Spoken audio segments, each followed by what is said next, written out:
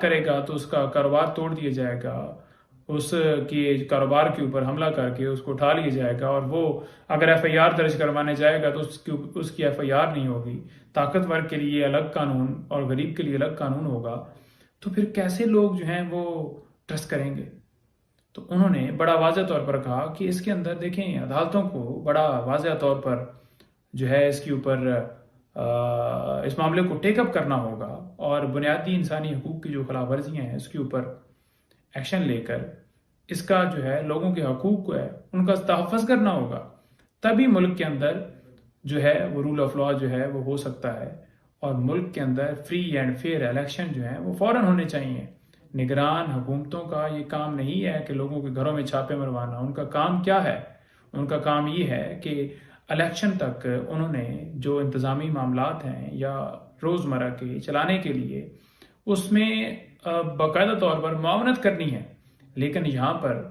جب آپ دیکھتے ہیں کہ جو وزیر داخلہ ہیں وہ بڑا واضح طور پر کہتے ہیں کہ عدالتوں کا لاڈلا ہے عمران خان، سمجھ سے باہر ہے بات۔ تو جب نگران حکومتیں اس طرح سے ایک پارٹی کی نمائندگی کریں گی، اس کو پروٹوکول دیں گی، ان کے جلسوں کو پروٹوکول دیں گی، ان کو سلوٹ مارے جائیں گے، ان کو جو ہے ویلکم کیا جائے گا، تو پھر کیسے کہیں گے کہ وہ جو حکومتیں بیٹھی ہوئی ہیں وہ غیر جانبدار ہیں؟ کوئی بھی نہیں کہے گا، اور اس الیکشن کو کوئی کیسے مانے گا کہ وہ فری اینڈ فیئر الیکشن ہے؟ تو لہٰذا یہ بھی اس وقت بھی ٹائم ہے کہ ٹائم سے پہلے جو ہے یہ ساری چیزیں کر لی جائیں۔ اچھا، اس کے ساتھ ساتھ دو تین چار چیزیں اور بھی، وہ مختلف انٹرویوز جیسے آپ کو پتہ ہے چل رہے تھے، تو ان کے حوالے سے بھی جب بات چیت ہوئی کہ اس طرح سے وہ بی بی صاحبہ کے حوالے سے بھی ایک انٹرویو نشر کروایا گیا، تو وہ ہنسے اور کہنے لگے کہ دیکھیں یہ جو انٹرویو ہیں، تو اگر ایک بندے کو اٹھا کر اور انٹرویو لیا جائے گا تو کیا قوم نہیں جانتی کہ وہ مرضی سے دے رہا ہے یا اسے مجبور کیا گیا ہے؟ اچھا، میں نے خان صاحب کو بتایا کہ میں نے کہا جی ملک کے اندر یہ پوزیشن ہے، ملک کے اندر اس طرح سے جو ہے وہ